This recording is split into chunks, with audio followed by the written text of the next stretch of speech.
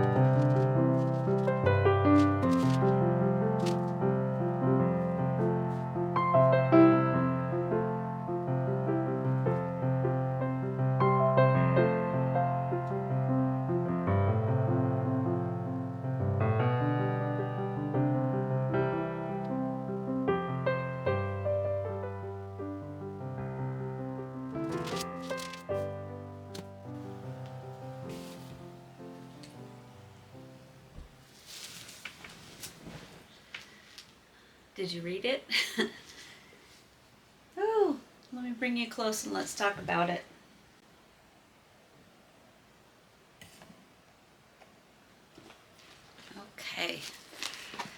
Okay, so lots to talk about. Let me put a pillow behind me.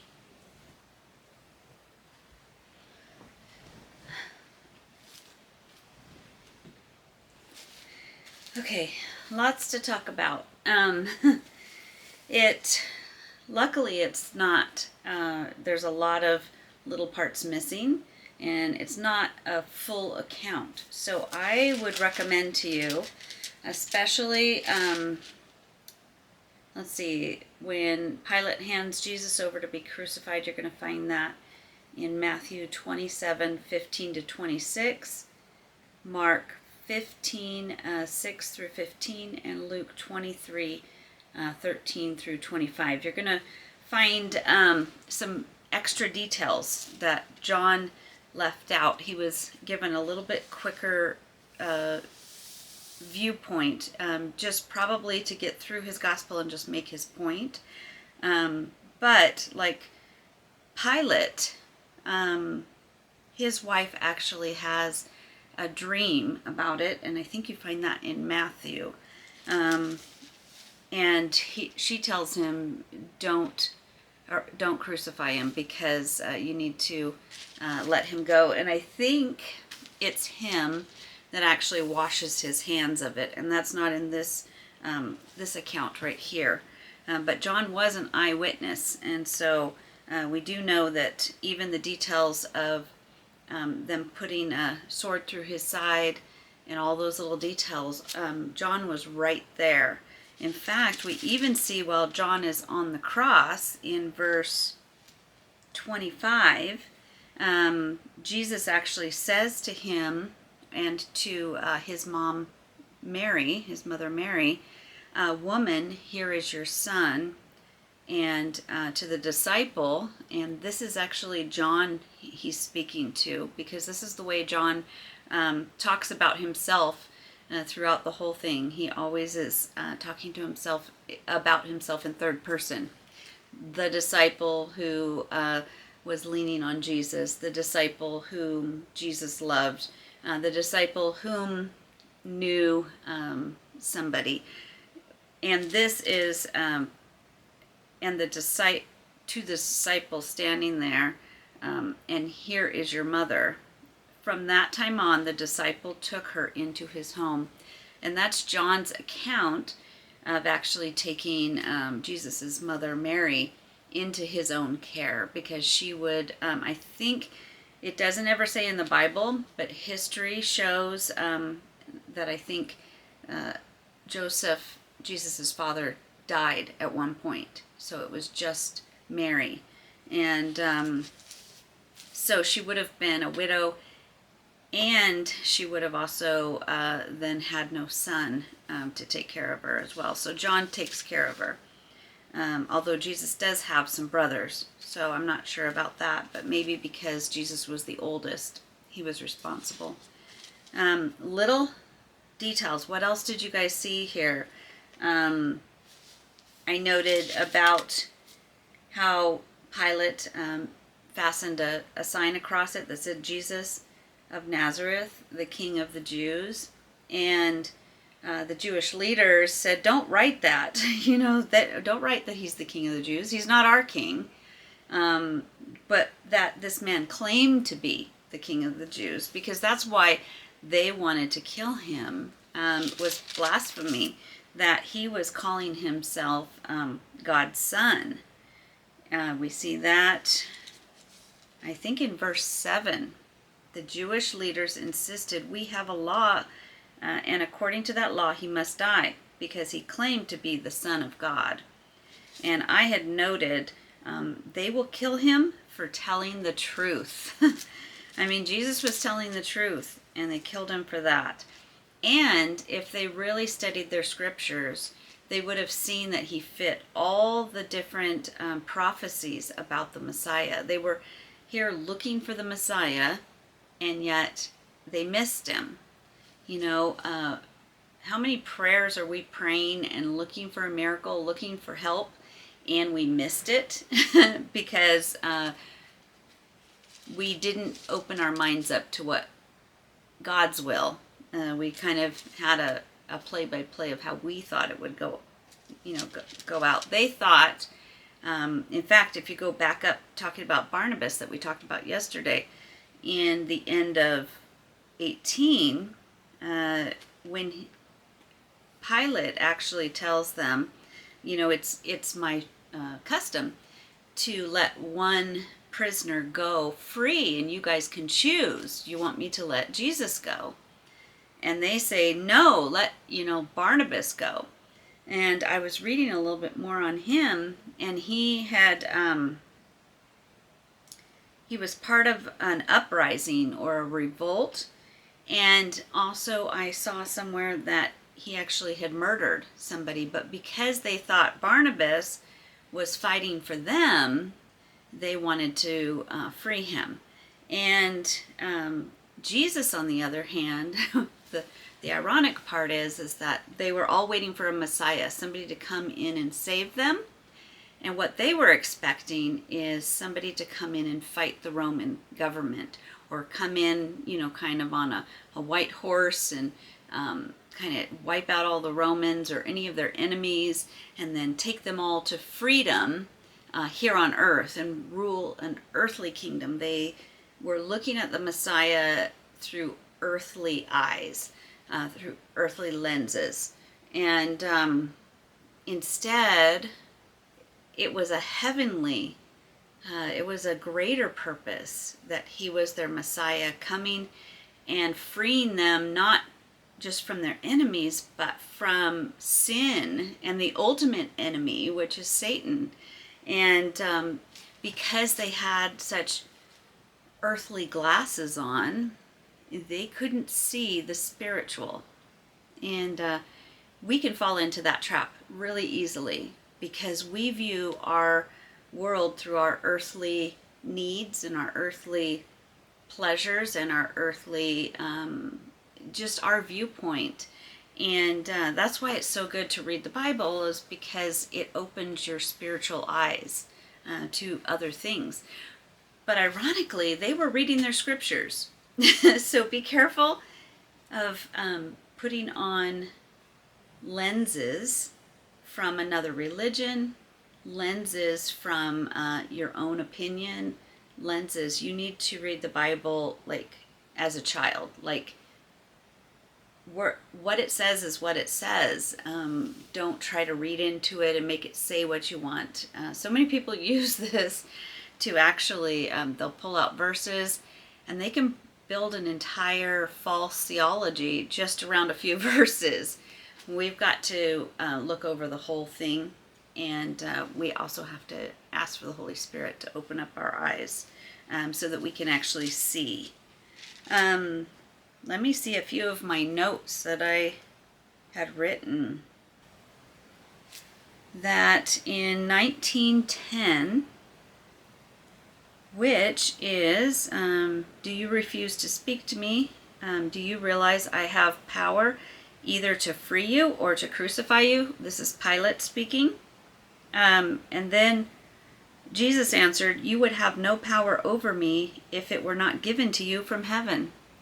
Therefore, the one who handed me over to you is guilty of a greater sin. They have Jesus on trial. And the funny thing is, I loved this little life application thing on 1910. It says, throughout the trial, we see that Jesus was in control, not Pilate or the religious leaders. Pilate vacillated. The Jewish leaders reacted out of hatred and anger, but Jesus remained composed. He knew the truth. He knew God's plan, and he knew the reason for the trial.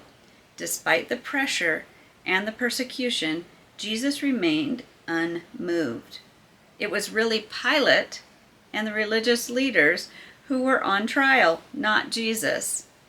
When you are questioned or ridiculed because of your faith, remember that while you may be on trial, before your accusers, they are on trial before God. I thought that one was really good, and I really liked the part about Jesus remained calm. And this is an exact example of peace. It's not the absence of war. It's not the absence of trials and tribulations. He is standing there about to die. He knows what's going to happen. He's about to be beaten. He's about to be spit on. You can go read a lot of details in the other Gospels. And yet he remains this calm peace. This is our answer to peace right here. It says, Jesus remained composed. He knew the truth.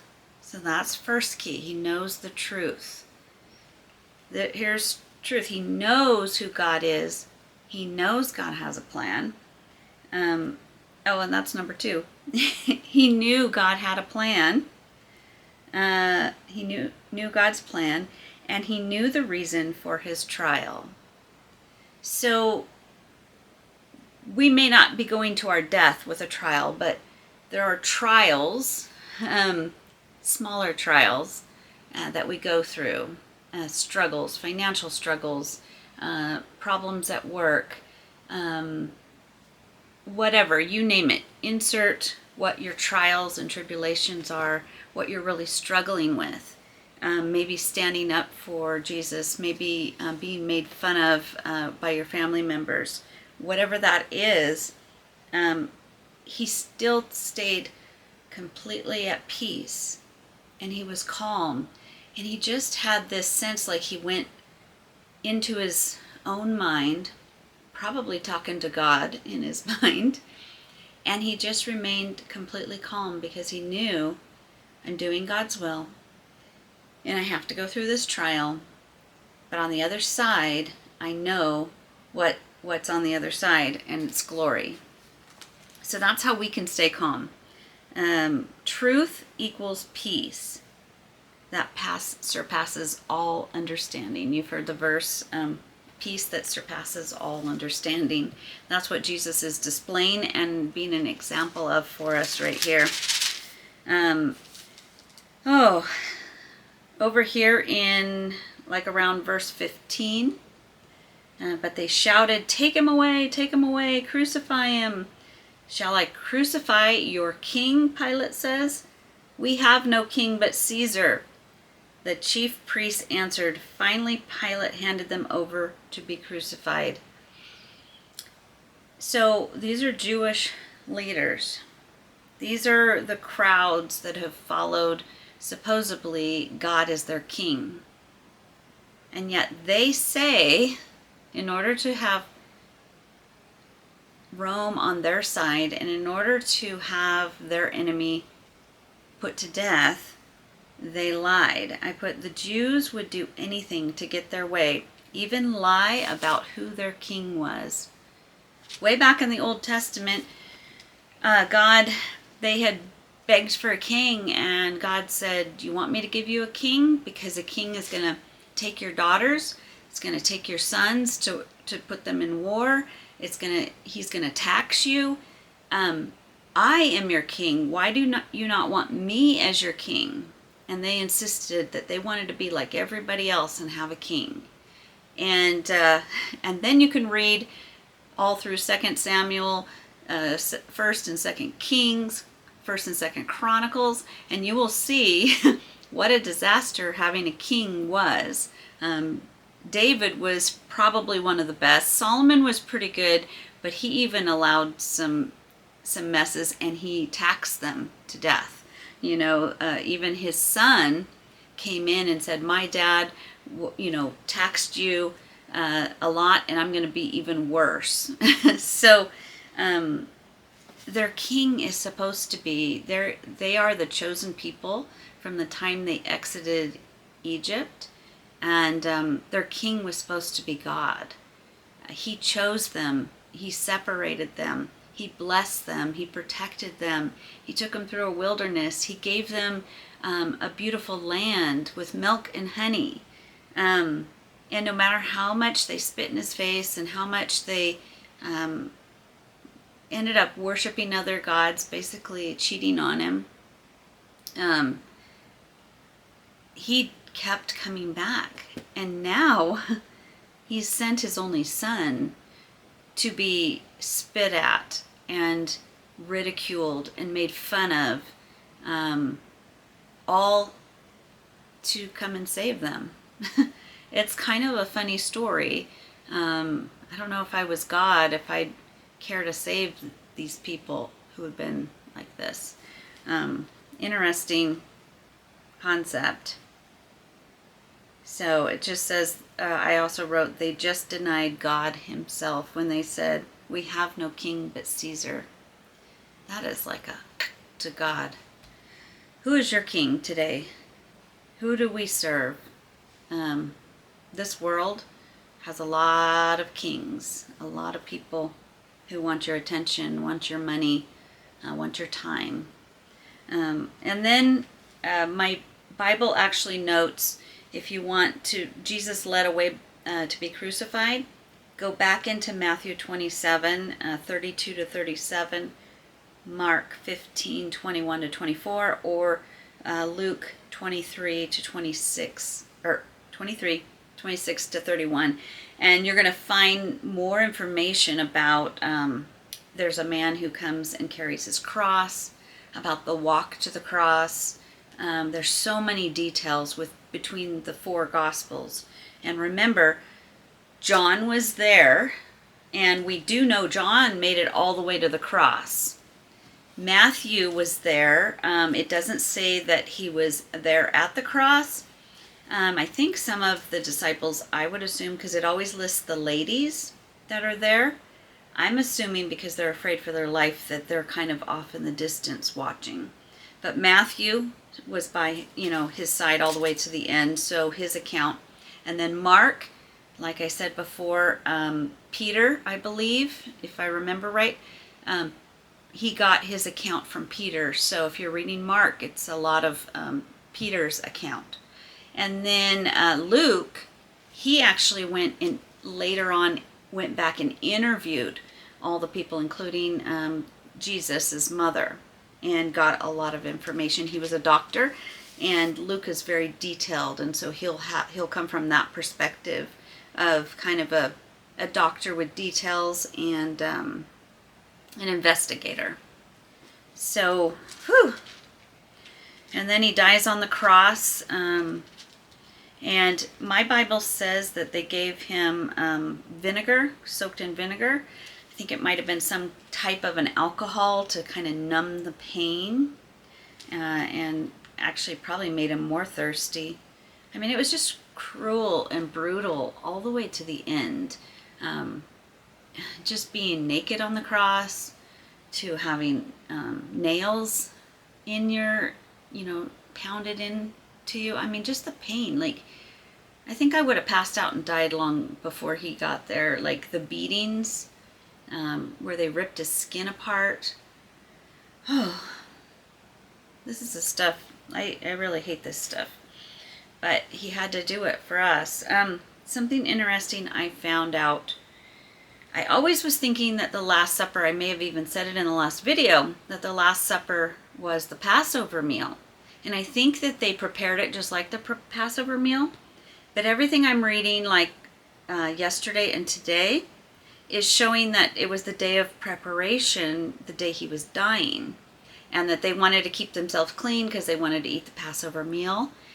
And so when it says preparation day, that means that they were actually going and killing the lambs and preparing the meals. And that day that Jesus died, I think, was actually Passover. So I think him and the disciples ate it the night before. And so this actually is incredible, because this means that as Jesus was dying on the cross, it was the exact same day that all the Passover lambs were being slaughtered for the Passover meals. And there is huge implications on that. You go back and just study the Passover and the Passover lamb, and that also, remember at the beginning of John, John the Baptist came up and said, there he is, the Lamb of God. Jesus was the Passover lamb. And this is the first time I'm actually seeing he died on the day of Passover, when they would have slaughtered the lambs and had the meal and put the blood over their doors. So that was kind of big for me this time. I just always thought that meal the night before was the Passover. Interesting little thing. If you guys know more, you might know more than I. Verse 30. When he had received the drink, Jesus said, "It is finished." And with that, he bowed his head and he gave up his spirit. You'll see in some of the other ones, he actually cries out to God. So, anyways, I told you, this is the hardest part of the story for me. Because why they couldn't see that he was their Messiah, and I'm so in love with Jesus, and I couldn't even imagine to be Mary, his mom, or Mary Magdalene, just standing there watching. This has got to be heartbreaking, and yet it's God's will. And then, of course, he dies, and they. I should say, too, when it says it is finished, it is finished. In other words, he wholly sacrificed himself. There's nothing more that we can do except for to believe in him and know who he is. And that is, he is the way, the truth, and the life. No one comes to the Father except through him. No one comes to eternity or into heaven without the passage through him. And I got makeup everywhere now. Anyway, if you try to add anything else to salvation, you're doing Jesus a disservice, because he did all of that, and that's enough. We can't add anything to that. All we could do is believe and then try to give him our lives in return, which is nothing. But anyway, so they laid him in the tomb. You'll see Joseph of Arimathea. He asked Pilate for the body of Jesus, and he was a disciple of Jesus, but secretly, because he feared the Jewish leaders. He had been a follower of Jesus in hiding. And this is his first bold move, is to go to Pilate and ask that he could take the body and lay him in his expensive grave. And then if you notice, he was accompanied by Nicodemus, who was another undercover believer in Jesus. I don't want to be an undercover believer of Jesus. It probably haunted them that they didn't stand up for him. It probably haunted them that's probably why they were doing all of this, because they realized that they never did anything to help him or to fully follow him. So now I know that they are believers. Anyways, so there we have John chapter 19 and day number 19. So tomorrow is a really good day. I think he rises from the dead. So until tomorrow, I just hope that you feel the grace, and I hope you feel the love that Jesus had for you when he hung on that cross. And all you have to do is say, "Jesus, forgive me of my sins. They are great. But you are greater, and thank you for dying for me. I believe in you, and I want to follow you wholly for the rest of my life." That's all that you have to do. He did it all. Okay, I'm going to go on with my day. Hope you guys have a wonderful day. We'll see you tomorrow. Shalom, dear friends.